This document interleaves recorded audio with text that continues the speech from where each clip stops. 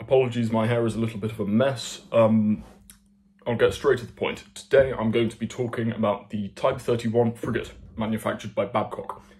So, the Type 31 frigate, I am still sort of looking into it, but this is sort of meant to be a bit of a preface to some other videos I'm going to do on it, and just sort of a bit of an explanation about the basic concept, the background knowledge I have on it, as opposed to the stuff I'm actually going to look into.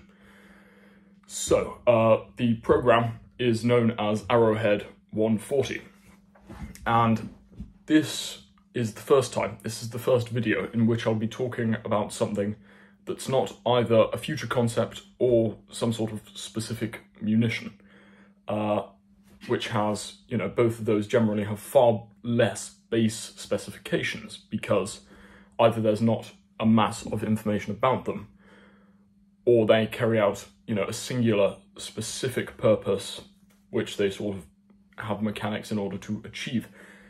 A frigate is a frigate. The Type 31 frigate is a ship. Ships are, you know, incredibly complex coordinated weapons systems. You know, reasons why navies are such hubs of power. So it's going to be very difficult to do any ship or any sort of wider weapon system justice without talking about them for 10 odd hours at a time. So I will be focusing on the Type 31 frigate, more so for the next couple or few videos, but I'm going to try and get a bit more specific about it. So this video is sort of going to be a bit of an intro, and I'm going to be talking about the way it can be configured and the sort of similarities and the direction that might suggest, and then some other ones on maybe sort of ship's base improvements and some notable features, and then I'll probably also do one more to conclude about its integration and coordinative power within a strike group. So, in regard to this particular video, I'm going to sort of look into what firms and the Navy are going to value going into the future for frigates and ships in general, and what we want to see getting improved. So, in regard to the sort of base specifications, I'll just go over the different types. So, what the Type 31 frigate is, it's a replacement for the general purpose Type 23 frigate, I believe, by BAE Systems. And it's got, I think, 8 different configuration types. So you've got a general purpose frigate, an enhanced general purpose frigate, an anti-air warfare frigate, an anti-submarine warfare frigate, a land strike frigate, and then sort of mine countermeasures and amphibious warfare adaptations beyond that.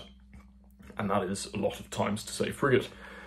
In any case, effectively, if we look at the similarities between all of these different variants, which are meant to be configurations of the sort of base general purpose frigate, either adding, changing, removing things, and you've got the, I guess, 5 more permanent fixtures. So my point with that would be that if something is configured to anti-air warfare or land strike, it will probably remain that way for a long period of time, or perhaps for its entire service life.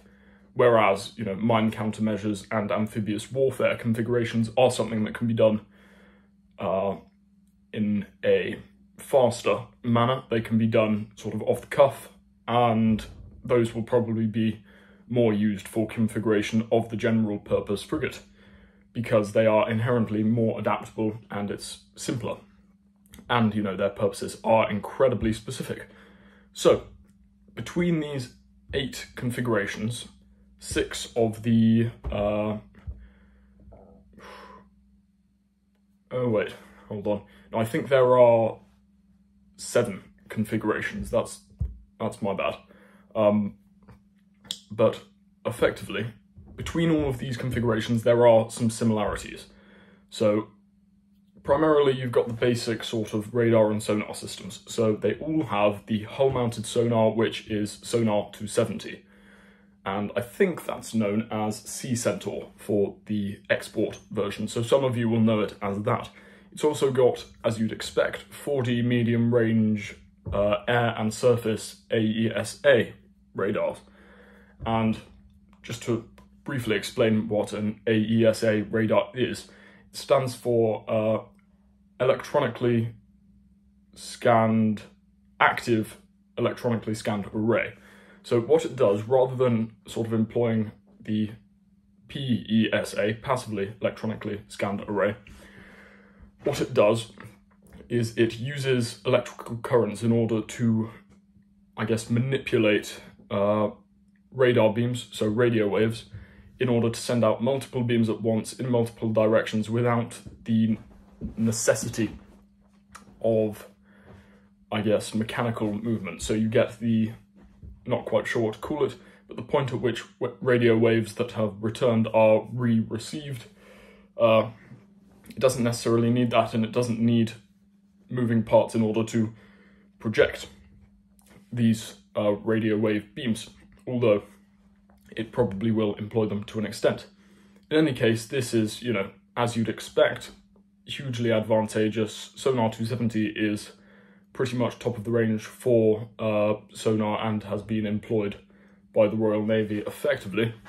And the AESA radar, that's as expected, moving in the direction, or continuing to move in the direction of sort of less reliance on moving parts of radar. So the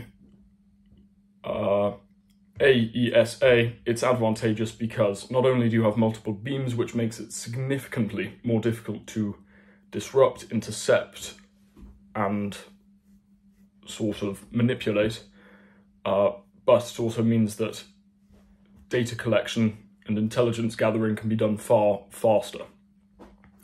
So in regard to the sort of, I guess, important common features, what we see on all of these configurations is the 2 to 3 forward and aft boat bays, which can deploy both general boats or specialised water, landing craft, large vehicles, small vehicles. So effectively what one sees with that is the importance of higher manoeuvrability vehicles which can be deployed as subunits. Something else, you have a hangar which has extended storage space. So in this hangar one can store a medium-sized helicopter, and that's sort of sticking with the trend we saw with the Type 23 frigate. And it's also got room for a large UAV and 2 ISO containers, which, you know, can be used as general storage, but most likely will be used for specific ship functionality. So if it's a countermeasures ship, it will be used to store specific mission-specific equipment, as well as sort of general gear and the storage needs for the helicopter and the UAV. If you've got a helicopter, you also need a flight deck. So there's a flight deck for this medium-sized helicopter on the aft of the ship, as you'd expect. What else we have is VLS. So generally, I think on most of them there's 2 VLS systems, which either launch surface-to-air missiles or surface-to-surface missiles.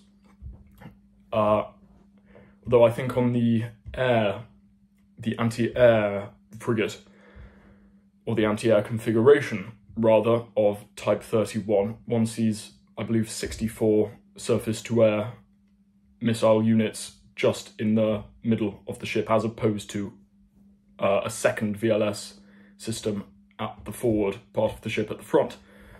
So that's fairly significant, but as I just mentioned, you've also got this VLS air defense at the front on most of these frigates. So at the forward of the ship, there's a second set of VLS silos specifically for air defense for these frigates.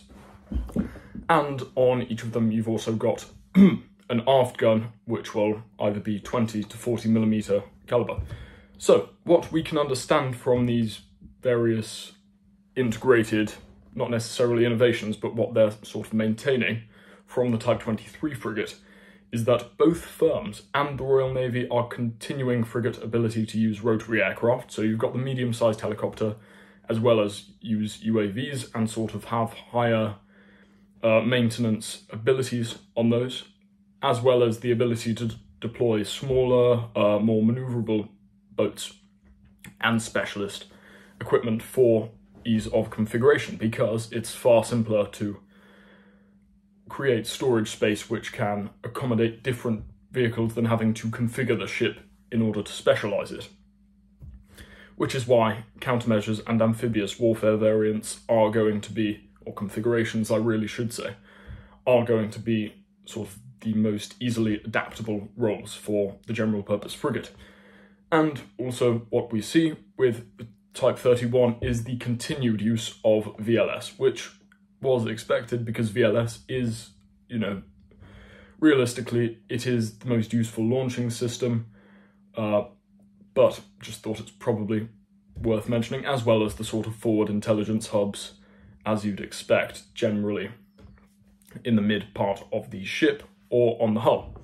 So in regard to the variants themselves, just to go over them a little bit, as I've said, or I said we had 8 at the beginning, incorrectly, I think we have 7. So there's the general purpose frigate, enhanced GP frigate, anti-air warfare, anti-submarine warfare, land strike, countermeasures, and amphibious warfare. So the general purpose frigate will probably be the most utilised, and the enhanced general purpose frigate will probably be the most common configuration for the general purpose frigate, because that effectively brings out, I guess you'd say, the more classical auxiliary role of the frigate. The anti-air warfare frigate is obviously a specialisation, but one can imagine within a carrier strike group, or within any strike group, that's going to be absolutely essential. For anti-submarine warfare, so basically just submarine hunting, there is the inclusion of towed sensors and systems sort of to screen other task grouping assets. So you can imagine that these are going to be working in teams, and these will have, high utilization of the helicopter, because what has been proven rather successful is, I believe, it's the Stingray torpedo being used. Perhaps I'm wrong, or perhaps it's the Spearfish, I think. In any case, you've got helicopter-launched torpedoes, which have been incredibly apt for anti-submarine warfare. For the anti-air variant, I forgot to mention, there's also, instead of the forward VLS system, you've got a singular VLS system which has the capability for 64 surface-to-air missiles. For the land strike variant, something notable about it, you have the aft small gun, and you've got a forward small gun as well, but you've also got a medium forward gun. So, classically that's going to be used for land strike, but you've also got in the VLS system surface-to-surface missiles, probably, just the general use cruise missiles, either Tomahawk or Scalp, potentially. We don't quite know, but probably more Tomahawk. In regard to what I find probably more interesting than these more heavy-duty configurations are the mine countermeasure configuration and the amphibious warfare configuration. So, these are going to be the roles that are simplest to adapt to.